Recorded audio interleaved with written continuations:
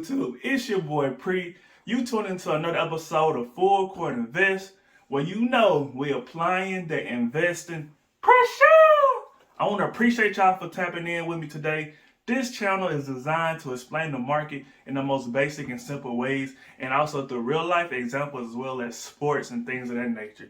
So, appreciate y'all. Please be sure to like, subscribe, and comment. On today's episode, we're gonna go to deep dive into episode 1 and go over what my homie Big Rufus was talking about. And if you haven't seen episode 1, go ahead and check that out for me real quick, please. And then come back to this. This is a real short video explaining what's the stock market and also earnings per share. So that's what we're gonna get a deep dive into today. So go ahead and get your pen and your notepad. Go get your Gatorade. Go ahead and lace up your shoes. Let's get ready for the season and let's apply some pressure. Let's get it. Okay, before we get started, again, this is Full Court Invest. If you look on the screen, you see that court. If you're a hooper, you know that court look all weird. Imagine playing on that, right? So one thing to note is this stock market, this investing mindset, this is a new court, a new game that we have not learned, right? So we have to start from the basics, right? We have to understand what's a travel. We have to understand what's double dribble. We got to understand once you get fouled, where do you shoot at? What's the free throw line? What's the 3-point line? What's the layup? So it's the same process when learning about the stock market. We have to stick with the basics and build up on that.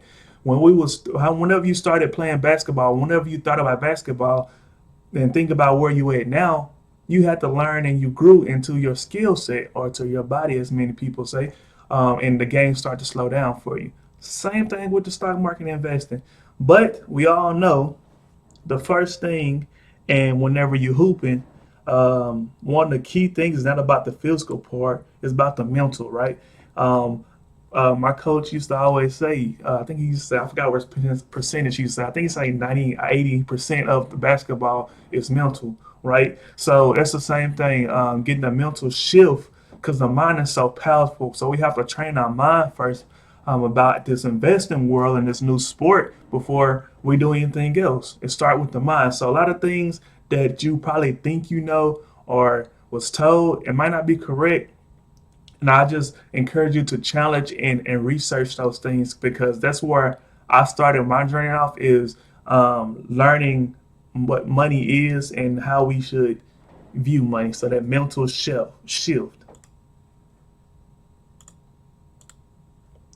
And first thing you want to start off with, if anything, you don't learn anything else from this video, is assets and liabilities. Understand what an asset and a liability is.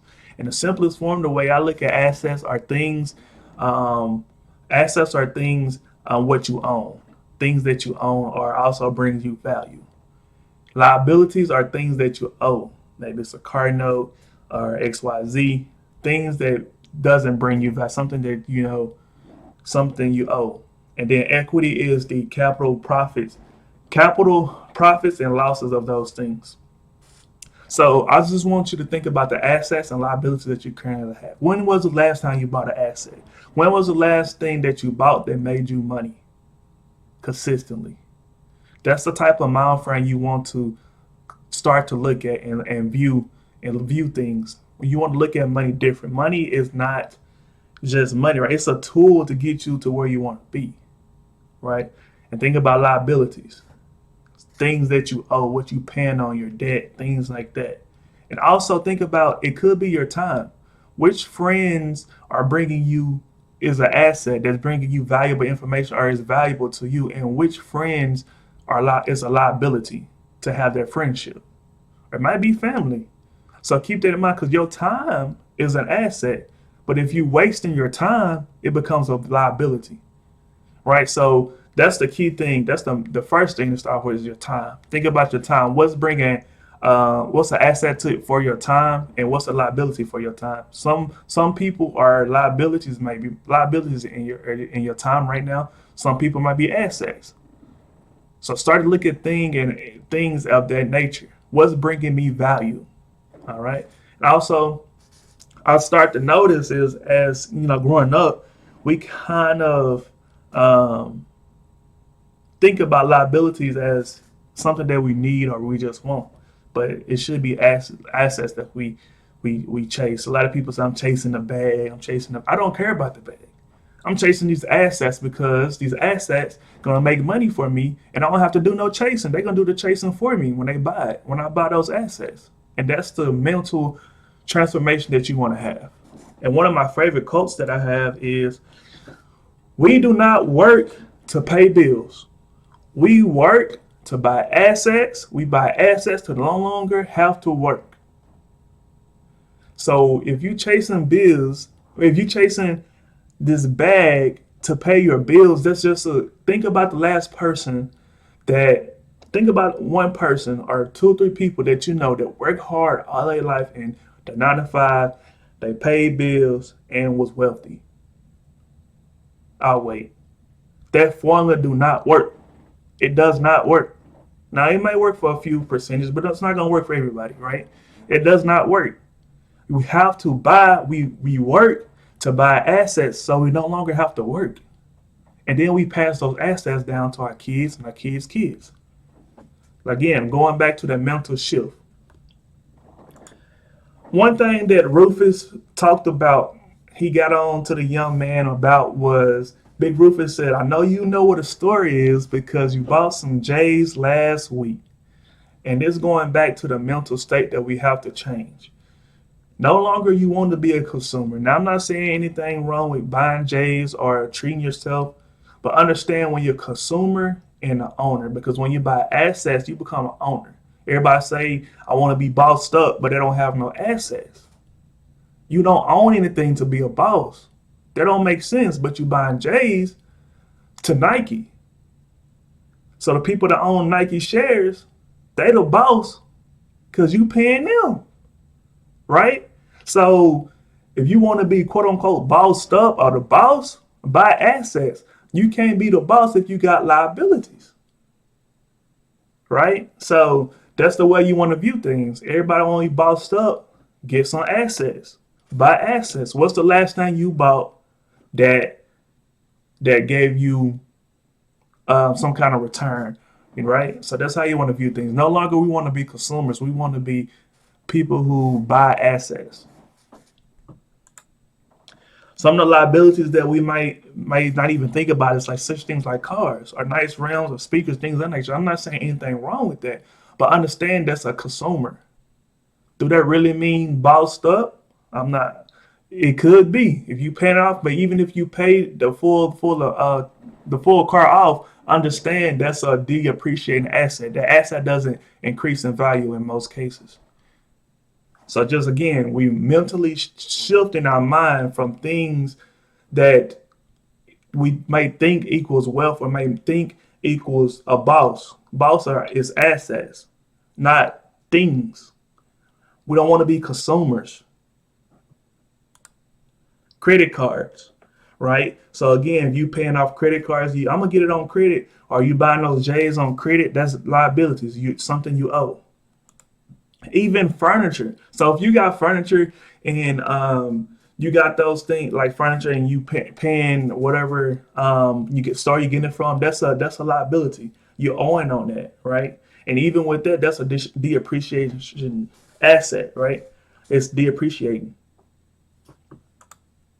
Also, any loans. So any personal loans, any kind of loans that you have, that's a liability. So I want to identify the liabilities so we can know what to stay away from. And that's the shift that we have to the mental shift that we have to take. One thing to know: the rich don't work for money. The rich work for assets, right? And that's what's really key. If the rich and wealthy are doing everything they can to buy assets, who do I supposed to follow? You don't have to, take my word for it. Just think about it. The people that's wealthy, what they doing? Do what they do, right? And that's the formula. If I want to be in a position and create that type of wealth, that's what I'm gonna do. That's the blueprint I'm gonna follow. Assets, not liabilities. Assets, right? Now look at these great players. Got my boy Kobe, Michael Jordan, Shaq, and Michael. Oh, I'm tripping. Magic Johnson. My bad. I already said Michael Jordan.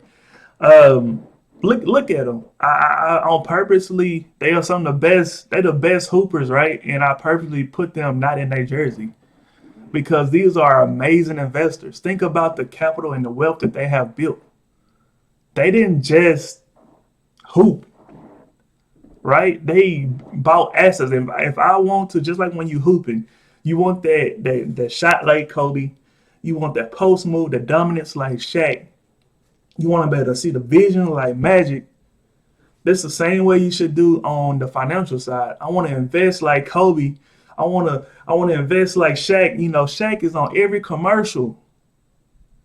And even in those deals, he's not just getting paid, he getting stakes in those companies. Look it up. Look it up. It's crazy, right? So you got Magic, you got Michael Jordan, right? They own certain things to make they businesses or whatever it is to make their wealth grow. Assets. I just don't want my son to shoot like Kobe. I want him to invest like Kobe. Kobe at state still making money, right? And that's the way of shifting our mindset that we have to look forward to and also have to do, because they're giving us the blueprint. We just have to follow it. It's not just about hooping. And again, going back to my favorite quote, they hoop to buy assets. They bought assets to no longer have to hoop. They ain't still hooping. Like LeBron, I should have put LeBron up there too. But LeBron, he hooping, but he don't have to. His kids don't have to hoop, don't have to work, because he bought assets. The assets gonna do the chasing, all they chasing, like the chasing the bag. Everybody say chasing the bag. The assets gonna chase the bag every time. You don't have to work. All right, so this is just about the mindset. Let's talk about the stock market. What Rufus was talking about, the stock market. Big Rufus. Big Rufus said the stock market is just a store. So what Big Rufus was saying is, look at this store. Everybody know this store is Walmart, right? So imagine the stock market is a store with a whole bunch of different companies, right? So the way it works is just like a store in an auction. Like imagine there's a big auction or big store that's selling companies. And the way it works is basically, let's talk about Apple. Apple is the biggest company, the most valuable, is the most valuable in the world. Um, it's think about Apple. If this big pizza, if Walmart sold this big pizza, it probably wouldn't sell, right? Especially if they're charging 2.19 trillion for it, it wouldn't sell because that's how much Apple is worth right now. 2.19 trillion. Apple couldn't be able to sell it just, because nobody can just buy that for one price, right? So what they do is each company, they worth don't change. So they worth 2.19. So what Apple does is they split it in slices. So into these little bitty slices, millions of slices of the company. So they split the company in million slices. And for each slice, instead of charging that 2.19 million for the whole company, each slice equals $131.56. So whenever you buy one of these slices, you buy a piece of Apple. So one of these little bitty slices is a part of this whole thing right here for Apple, this whole business. And that's how the stock market pretty much works. They slice it up, the company, in individual little slices, so everybody can participate and buy it. So when you buy it, you become an owner. So when the young man bought the Jays that Big Rufus was talking about, that's his company because he bought shares of Nike. So when he bought that, that's going towards his revenue, his profit, because he owned that company, and that's how it's kind of listed on there. So one thing to know is when you buy stocks, a share or a slice of a company, um, just know that someone else is selling it, right? So this is very important because it's just like a bid life, like a bid. It's like a bid, action the bid. It's like an auction. So it's always a buyer and it's always a seller. There's always a buyer and always a seller. And so it's just key to know that. Just think about it. When Walmart buy things from the manufacturer, their intent is for those items to be sold at a higher price, right? So they buy it from the manufacturer for cheaper in bulk, and then they try to sell it. They'll sell it to us for higher, and that's pretty much how it goes in the stock market. So let's go in a deep dive understanding, a deep dive example. Let's say, for instance, Walmart bought a PS5 from Sony for a cheaper price than they're going to sell it for. You come in, everybody want a PS5. You come in, you buy your PS5, Walmart made a profit. They bought that PS5 from the manufacturer in intent to make a profit later on. And that profit was confirmed or made when you bought it. So you the buyer, Walmart is the seller. Due to the high demand, due to the high demand, you decide to sell it, your PS5 that you just bought, for even higher than what Walmart sold it to you because everybody want one. So if the high demand and it's not as much supply, people are willing to pay more for that asset, right? So then you become the seller and the person buying it becomes the buyer. So you make a profit when you sell it higher than you bought it for, right? So you sell it to someone, and now they the owner or the buyer of the asset. Okay, so that's the same thing that happens in the stock market. You buy a stock, wanting it to your objective for it to go up into increase in value, and then you'll sell it to someone. So every time you sell it, someone else is buying it. But let's be realistic. Walmart doesn't always make money on all its items, right? So that's not all. They don't always make money. And the key way to know when they are making money or not making money is when you see clearance. So clearance is when the company is willing to take a reduced profit or a loss on an asset or something that they bought, an asset, in order to get rid of it. Okay, now think about, after Christmas, they'll put Christmas trees on because the demand for those Christmas trees is not as high. People are not willing to buy, Christmas trees at the same price after Christmas because the season is over. And the same thing happened in the stock market. When people, let's say Apple came out, this is a hypothetical. Apple came, something new feature coming out with Apple, coming out with something. And everybody want to buy the Apple stock. So now people can sell it at a higher price. And then let's say Apple have a recall on the iPhone or something. Then during that time, people don't want to buy it at a higher price, right? Because they don't see it as valuable as they once thought it was. So you have to sell it for cheaper just to get rid of it. Same thing, like I said, same thing Walmart is doing in this case. Some of those things, I don't know what that is, but some of those things on there, for whatever reason, they either need to get rid of the space or maybe the item discontinues a new season. But for whatever reason, Walmart doesn't think it's worth are they not able to sell it for the original profit that they thought they was gonna be able to sell it for. So they're just trying to get rid of it. And guess what? If people don't buy it at $7, $12, and $69, $35, it's gonna go down more until somebody want to buy it. Same thing with stocks. People willing to take a risk, get rid of it. It keep going down, keep going down. If you go down long enough, somebody gonna want to buy it. So these concepts are the same things that happen on Wall Street every day. Something, for whatever reason, the company earnings go up, so people willing to buy the company because it's more attractive now. The earnings, they're making more money, So now the person, somebody might want to buy Apple a little higher now. Just hypothetical. So next thing, earnings. The next thing that Rufus talked about was earnings per share, and this is a real dope concept that one of my favorites that I like. So earnings per share. So going back to the pizza analogy, again, we talked about this representing the whole company, how much it's worth.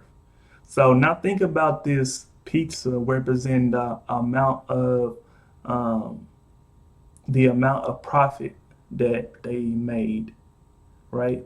So just like, let's say you bought a company, the whole company, um, Jake's Lemonade. You bought Jake's Lemonade. That means all the profit that come from the company just go to you, just go to you.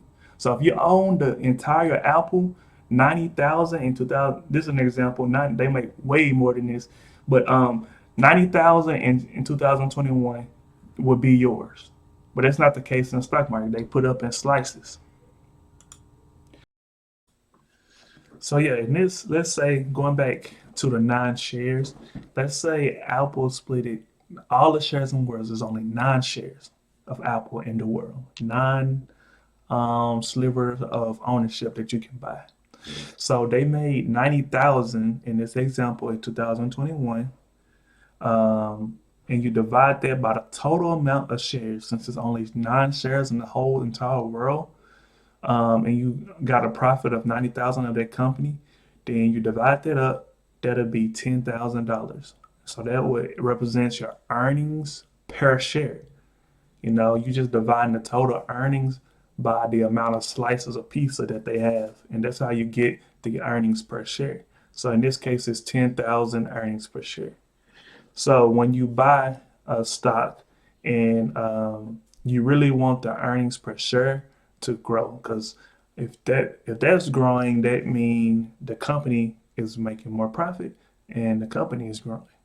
So when that earnings per share, it's a gauge of how good the company is doing. When that earnings per share is increasing and how it's up on the uptrend, um, that's just like that slice of pizza getting stuffed crust and you getting bacon and chicken. It's not just cheese, pizza sauce, and cheese. It's the bacon and the stuffed crust. And we all know when you get all that extra stuff on there, or more than one topping, it costs more. People are willing to pay more for that slice of pizza or in the stock in this case. So as that earnings per share continue to grow, the slice of pizza is just one way to gauge, just different ways. It's just one way to gauge. That slice of pizza continue um, to grow, to look more appealing. Get that, I love cheese crust, stuffed crust. You get that stuffed crust, and you can be able to sell it for more, right? So that's what earnings per share, and that's what Rufus was talking about in the video. So if when the young man bought the J's, that's adding to the earnings, which adding to his earnings per share. That's how it all comes together, and that's what Rufus was talking about.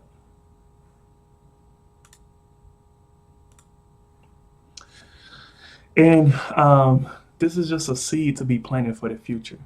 A tree do not grow in one day. Um, we will continue to have breakdowns about the stock market. If you have any questions, please comment. Any questions that you have or you want me to further explain. Also, please share, like, and continue to appreciate all the support. And we just getting started. We continue to have breakdown the very very basic way of getting started in these different terminologies. We are in this together. We're on this journey. The learning never stops, and this is just the way I interpret it. So if you have any questions, please leave them in the comments.